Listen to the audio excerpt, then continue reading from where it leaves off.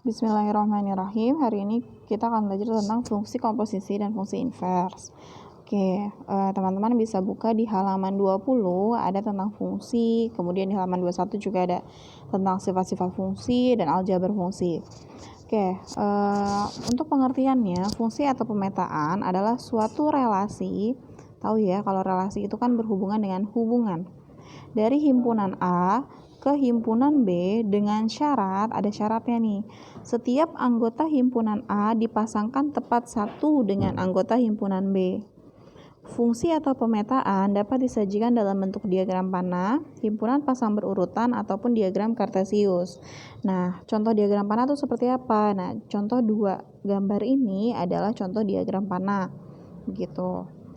Kemudian kenapa bahasanya himpunan A dipasangkan tepat satu dengan anggota himpunan B? Nah, kita anggap ini himpunan A yang sebelah kiri dulu ya. Ini kan termasuk fungsi, ini termasuk bukan fungsi. Kenapa bahasanya himpunan A dipasangkan tepat satu dengan anggota himpunan B? Kita anggap ini himpunan A, yang ini adalah himpunan B. Nah, teman-teman bisa lihat titik-titik ini masing-masing tuh hanya satu, nggak boleh lebih dari satu. Begitupun sama ini himpunan A, ini himpunan B, gitu kan? Masing-masing harus satu. Nah, kalau ada dua cabang seperti ini, nih dua nih kan cabangnya ke-5 dan ke-6. Nah, itu nggak boleh, dan ini termasuk bukan fungsi, dan yang ini fungsi, gitu. Fungsi ini ada banyak bentuknya, ada bentuk diagram panah, ada himpunan pasang perurutan, ataupun diagram kartesius. Nanti akan Bu Intan kasih lihat contohnya. Oke, next, diagram panah. Fungsi F, ini ya, seperti ini diagram panah ya. Fungsi F yang memetakan himpunan A ke himpunan B ditulis dengan notasi F.2 gitu ya. A, tanda panah B, itu maksudnya himpunan A ke himpunan B, di mana A disebut domain atau daerah asal, ini namanya daerah asal, dan B disebut kodomain, ini namanya daerah kawan, sehingga hasil dari fungsi pemetaan disebut range atau daerah hasil. Daerah hasil tuh yang mana? Yang ada titik-titiknya, ini kebetulan semuanya ada pemetaannya dari himpunan A, berarti hasilnya ya ini merah, hitam, sama biru. Yang biasa dinotasikan dengan R. R itu maksudnya si range-nya ya. Range itu daerah hasil.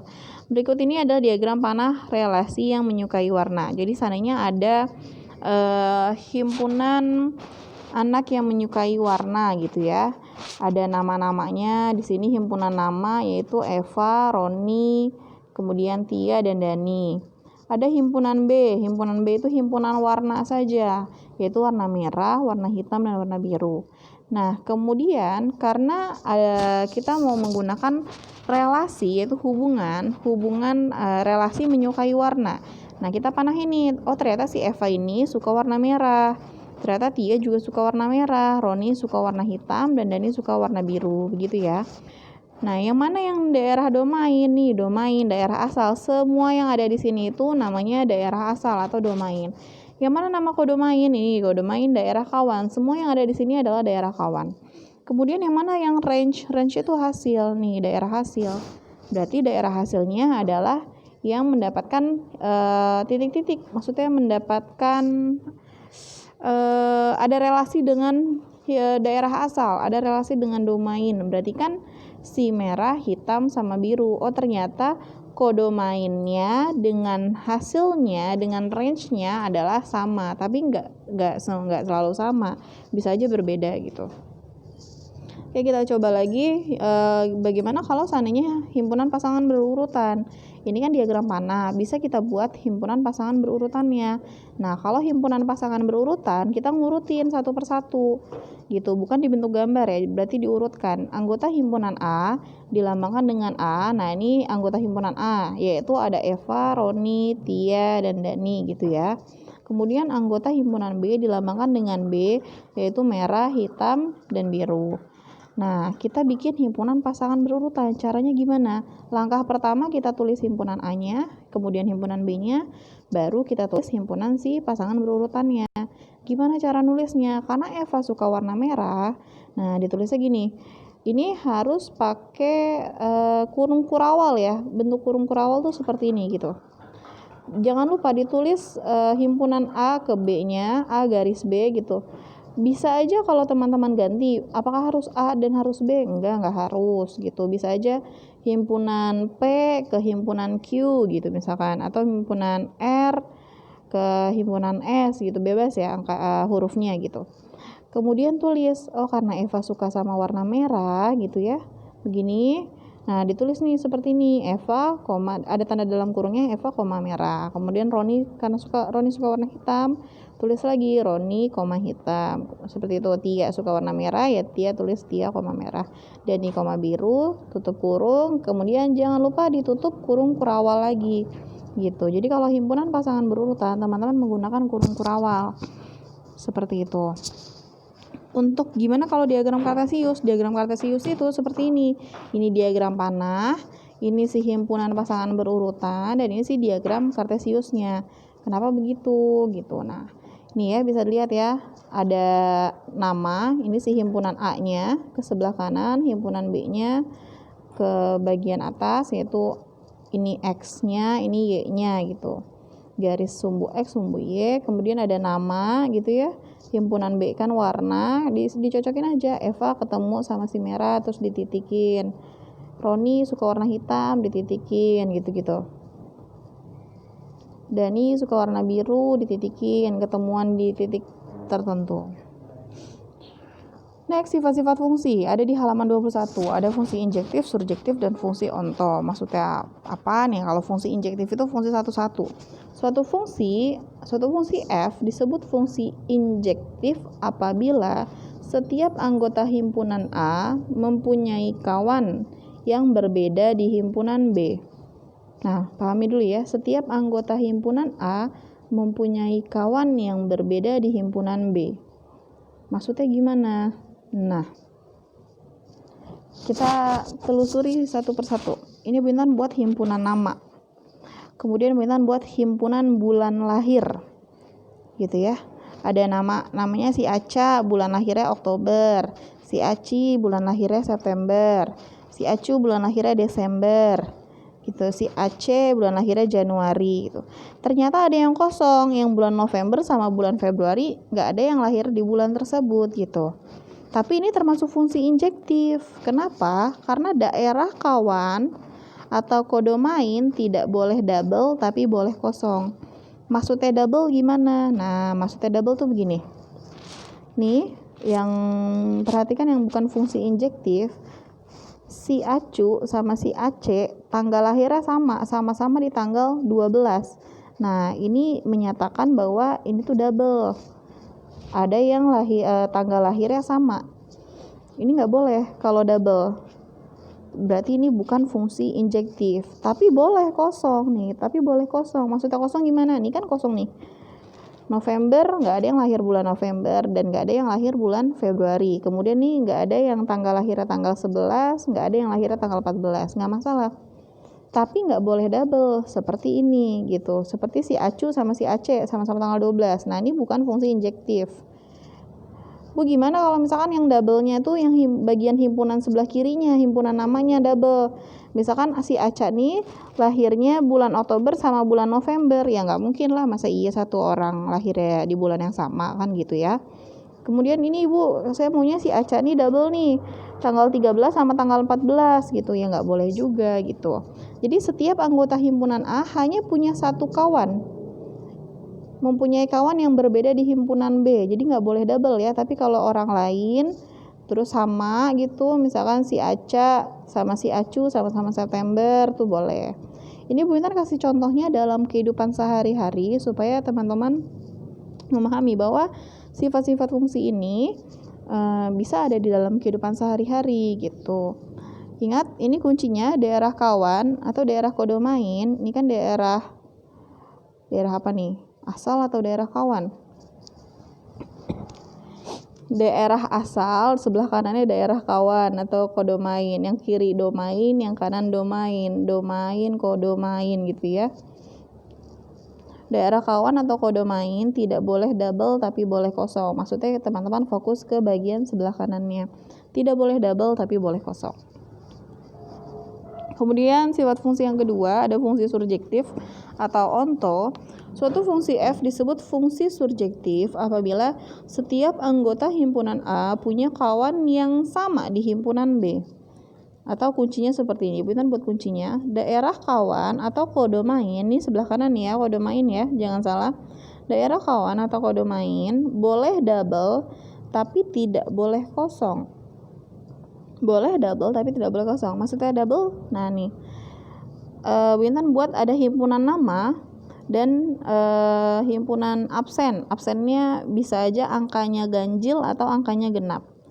Nah si Ana ini nomor absennya itu angkanya ganjil, sedangkan si Ani nomor absennya angkanya genap. Si Ane angkanya ganjil dan si Ano angkanya genap. Berarti kan ada yang double nih. Banyak ternyata yang double antara si ganjil sama si genap. Boleh double, tapi nggak boleh kosong. Maksudnya kosong gimana? Nggak ada yang milih nih. Contoh, ini kan salah satu fungsi surjektif ya, sedangkan yang di sebelah kiri ini bukan fungsi surjektif. Contoh, Ana ini kan ada himpunan nama dan himpunan makanan favorit misalkan. Ana sukanya makan mie, sedangkan si Ani sukanya nasgor. Ternyata yang suka nasgor nggak cuma si Ani doang, ada si Ane suka nasgor. Oh boleh. Ternyata si Ano juga suka sama bakso. Nah tapi nggak ada yang suka nih sama gado-gado. Nah berarti ini termasuk bukan fungsi surjektif, karena salah satu ciri fungsi surjektif adalah daerah kodomainnya boleh double tapi tidak boleh kosong. Jadi karena ini ada yang kosong, ini bukan fungsi surjektif. Dan yang ini sebelah kanan termasuk fungsi surjektif, yang sebelah kiri bukan fungsi surjektif. Seperti itu ya. Bu, boleh nggak kalau seandainya si Ana nih juga suka sama bakso? Ya nggak boleh. Kenapa nggak boleh? Satu orang, kan setiap anggota himpunan A kawannya harus satu ke sebelah kanan. Jadi himpunan si daerah asalnya harus memetakan satu saja ke sebelah kanan. Memetakan satu ke daerah kodomain. Next ada fungsi bijektif atau korespondensi satu-satu. Nah ini yang paling gampang. Suatu fungsi f disebut bijektif apabila setiap anggota himpunan A dikawankan tepat hanya satu ke anggota himpunan B. Cuma boleh satu saja. Nah ini kuncinya, daerah kawan atau kodomain tidak boleh double dan tidak boleh kosong. Nah biasanya fungsi bijektif ini kalau dalam kehidupan sehari-hari itu seperti nomor HP gitu. Setiap orang pasti kan punya nomor HP yang berbeda-beda. Makanya Bintang tulis ada himpunan nama dan himpunan nomor HP. Nggak mungkin dong misalkan ada dua orang punya nomor HP yang sama. Nah misalkan Adi nomor HP-nya ini, Ido nomor HP-nya ini, Ade ini, Edi ini gitu. Atau bisa juga contohnya plat nomor kendaraan bermotor atau plat nomor kendaraan mobil gitu. Mungkin mereknya sama tapi plat nomornya pasti berbeda gitu. Makanya disebut fungsi bijektif atau fungsi korespondensi satu-satu. Nah contoh ada himpunan nama, ini yang sebelah kanan ini bukan fungsi bijektif, yang sebelah kiri fungsi bijektif. Kemudian Bintan buat ada himpunan nama dan ada himpunan ukuran baju. Ternyata Adi ukurannya M, Ido ukurannya L, Ade ukurannya XL, Edi ukurannya L. Nah ini nggak boleh. Ini ada yang double nih di ukuran L. Dia double, ada dua orang yang ukurannya sama. Nggak boleh karena ini termasuk bukan fungsi bijektif, karena fungsi bijektif harus satu-satu. Masing-masing harus memetakan satu-satu. Boleh lurus aja gitu, boleh nyilang sedikit, yang penting masing-masing antara anggota himpunan A ke anggota himpunan B tepat satu-satu. Kemudian ada fungsi aljabar. Nah ini sebenarnya sudah teman-teman pelajari di SMP, tapi benar ulang sedikit. Fungsi aljabar atau aljabar fungsi adalah operasi-operasi aljabar yang dapat diterapkan pada fungsi. Misalnya F dan G adalah dua fungsi yang terdefinisi. Nggak selalu F dan G ya, bisa aja P dan Q, A dan B, terserah bebas. Operasi aljabar dari fungsi-fungsi tersebut didefinisikan sebagai berikut. Kalau F ditambah GX berarti hasilnya Fx tambah GX, sama aja. F dikurang GX berarti hasilnya Fx min GX. Kalau tandanya titik seperti ini berarti bentuknya perkalian, dan ini adalah bentuk pembagian. Jadi fungsi aljabar itu ada sama kayak operasi hitung matematika. Ada penjumlahan, ada pengurangan, perkalian, dan pembagian. Silakan buka di halaman 22. Itu kita ngambil contoh dari buku LKS kalian. Contoh diketahui Fx sama dengan 6x min 2 dan Gx sama dengan 1 min 3x. Tentukan F plus G, F min G, F kali G, dan F bagi G. Nah, kita coba penjumlahan dulu. Antara F plus Gx, berarti kan Fx tambah Gx. Berarti antara fungsi F dan fungsi G kita jumlahkan. Gampang ya kalau penjumlahan, tinggal ditambahin aja. 6Fx-nya kan 6x min 2. GX-nya itu 1 min 3x gitu. Ya udah teman-teman tulis. Kalau belum terbiasa ya udah tulis tanda dalam kurung menandakan ini Fx, menandakan bahwa ini si GX-nya. Kemudian buka kurungnya gitu ya. Seperti ini, udah dibuka kurungnya, kemudian disamain. Kira-kira yang bisa dikurang, yang bisa ditambah tuh yang mana? Oh, ini ada X sama X gitu. Nah, ini Bu Intan buat supaya deketan aja ya. Supaya nggak langsung hasil gitu. Ini Bu Intan deketin aja. 6x dikurang 3x. Tuh ini ya, 6x dikurang 3x. Kemudian min 2. Ini min 2 sama plus 1 kan tidak punya x, nggak punya variabel x, berarti bisa dijumlahkan. Min 2 tambah 1. Nah, Bu Intan pisahin begini supaya deketan aja, untuk memudahkan teman-teman yang mungkin belum mengerti. 6x dikurang 3x. 6 dikurang 3, 3. Berarti kan 3x. Min 2 ditambah 1, yaitu min 1. Bagaimana jika seandainya G ditambah Fx, apakah hasilnya sama dengan F tambah Gx? Nah, untuk penjumlahan hasilnya akan sama. Kenapa? Karena mau dibolak-balik pun akan sama. Contoh, 3 ditambah 2, apakah hasilnya sama dengan 2 ditambah 3? Ya podo wae itu sama-sama hasilnya 5 gitu. Kalau penjumlahan akan menghasilkan hasil yang sama. Gimana kalau pengurangan, perkalian, dan pembagian? Kita coba. F min Gx, Fx dikurang Gx gitu ya. Nah, Fx saya udah tahu tadi 6x min 2 dikurang 1 min 3x gitu ya. Nah, bedanya kalau pengurangan, teman-teman harus hati-hati. Ini kan ada tanda dalam kurung ya. Gitu. Berarti ini harus dikalikan dulu. Min dikali 1. Nah, tadinya 1 ini plus, berubah jadi min di sini, min 1 gitu kan. Kemudian min dikali min 3x gitu. Untuk membuka tanda dalam kurungnya begitu ya, dikalikan dulu dengan yang di sebelah kanan. Min dikali min 3x gitu kan, hasilnya min kali min plus, berarti plus 3x. Jadi jangan langsung asal dikurang aja gitu. Karena harus dijabarkan. Ini kan pengurangan ada tanda dalam kurungnya gitu. Udah deh, ini kan udah dijabarin nih. 6x min 2 tidak ada perubahan yang di bagian depannya, hanya ada perubahan di bagian belakangnya saja karena ada tanda dalam kurung yang harus dikalikan. Udah nih perubahannya, min 1 ditambah 3x. Yang punya variabel x dijumlahkan, 6x tambah 3x. Kemudian min 2 min 1. Nah, ini hasilnya 6x tambah 3x. Terus ini min 2 min 1. 6x tambah 3x berapa? 6 tambah 3 9. Berarti 9x. Min 2 min 1. Utang 2 nambah utang lagi 1. Berarti min 3. Hasilnya 9x min 3. Apakah sama kalau seandainya dibalik? G min F X berarti kan apakah sama dengan F min Gx? Nah, untuk pengurangan coba perhatiin hasilnya berbeda. Yang ini 9x min 3, yang ini min 9x plus 3. Kenapa bisa begitu, Bu? Nah, kita lihat dulu. Letaknya saja sudah berbeda ya. Ini kan yang awal tuh 6x min 3 si F-nya. Nah, yang sebelah sini kan Fx-nya yang ada di belakang. Berarti yang dikurangin 1 min 3x-nya.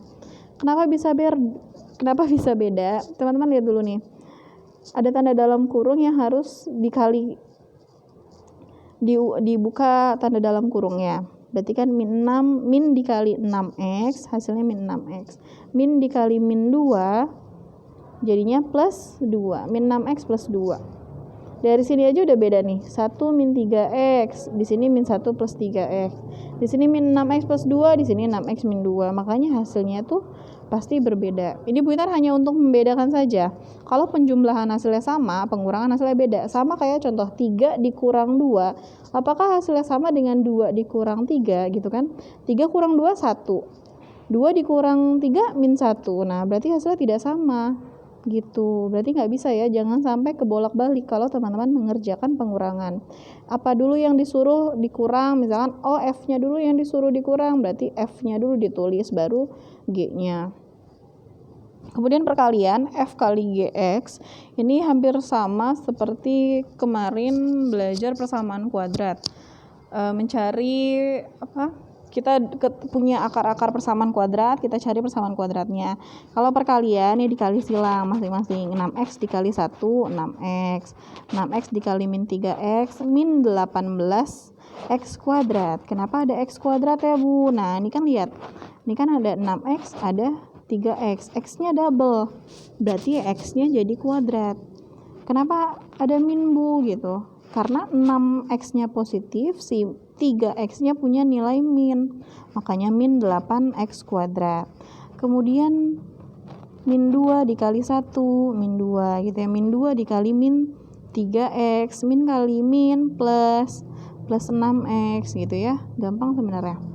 Kemudian ditotalin lagi, yang punya si min 18x kuadrat ini nggak ada teman, nggak ada yang bisa dijumlah atau dikurang, berarti tetap min 18x kuadrat, tapi kita ubah karena pangkat variabelnya tertinggi, kita pindahin ke paling depan. Kemudian mana lagi yang bisa ditambah, yang variabelnya sama? 6x tambah 6x, berarti plus 12x. Kemudian min 2 ada temennya nggak buat ditambah, nggak ada temennya, ya udah tulis aja min 2 gitu. Maka hasilnya adalah min 18x kuadrat plus 12x min 2. Apakah sama kalau seandainya kita mau mengalihkan G dikali F gitu, karena F dikali G hasilnya begini, apakah G kalau G dikali F hasilnya sama? Ya sama. Kenapa bisa sama? Ya teman-teman kaliin aja. Kalau 2 kali 3, apakah sama dengan 3 dikali 2 gitu ya? Hasilnya sama-sama 6 sama dengan 6, ya podo wae. Berarti sama. Mau penjumlahan atau perkalian, kalau dibolak-balik hasilnya sama, tapi hati-hati untuk pengurangan dan hati-hati untuk pembagian. Nah, next kita tinggal ke pembagiannya saja. Nah, F dibagi GX. Fx bagi GX 6x min 2 dibagi 1 min 3x. Nah, ada yang dibagi, ada pembagi dan ada hasil bagi. 6x min 2 dibagi 1 min 3x. Kuncinya kalau pembagian, ini Bu Intan buatnya per, itu tandanya sama aja ya, sama aja tanda pembagian. 6x min 2 dibagi 1 min 3x bisa disederhanakan menjadi bentuk per seperti ini gitu. Nah, kuncinya kalau di pembagian, bagian bawah sama bagian atas pasti sama-sama bisa dicoret. Kenapa? Ya untuk penyederhanaan gitu. Makanya Bu Intan tulis di sini titik-titik-titik gitu dalam kurung 1 min 3x. 1 min 3x dari mana? Karena nyamain si pembaginya. Karena bagian bawahnya 1 min 3x pasti atasnya 1 min 3x. Kenapa? Supaya sama-sama bisa dicoret. Nah, sekarang kita tinggal mikir deh, si titik-titik ini harus diisi sama angka berapa gitu. Nah, perhatiin lagi soalnya 6x min 2. Min 3 dikali berapa supaya hasilnya 6x. Kemudian 1 dikali berapa supaya hasilnya min 2. Begitu kan? Nah, didapatlah angka min 2. Gimana cara buktiinnya Bu? Kok tahu-tahu bisa min 2? Nah, buktiin aja.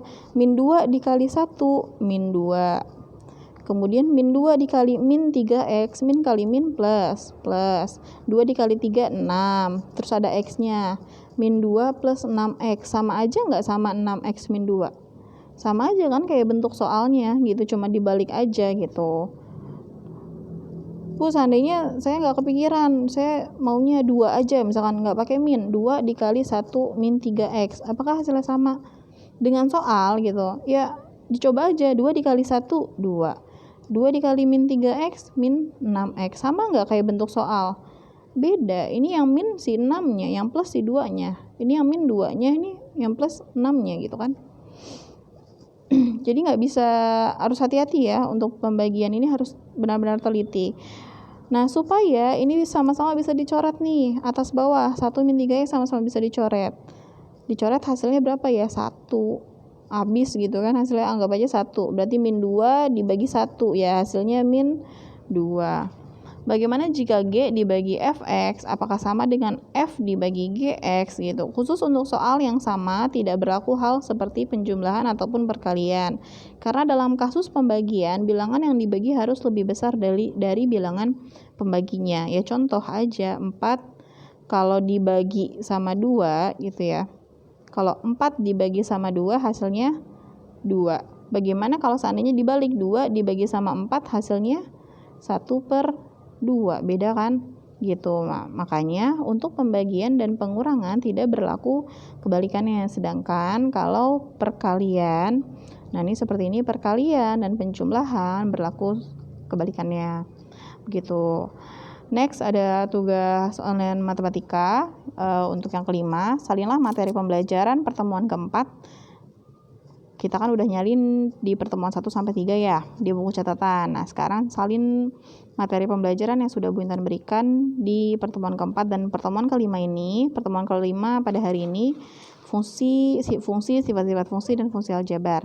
Di buku catatan matematika Anda, setelah menyalin materinya, buatlah masing-masing, nah ini tugasnya.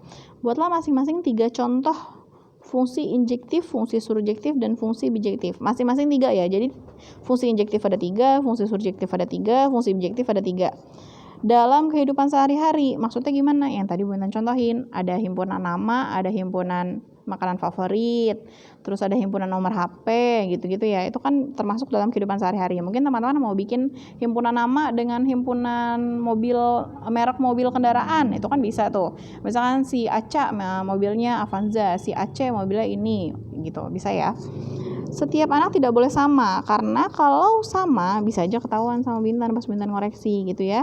Kerjakan tugas 5 ini di buku catatan matematika Anda. Jadi masing-masing fungsi ini bikin di buku catatan, dibikin gambarnya, bentuknya diagram saja, diagram panah gitu ya. Pengumpulan tugas paling lambat hari Rabu. Ingat, hari Rabu besok pada saat Anda melaksanakan praktikum di sekolah.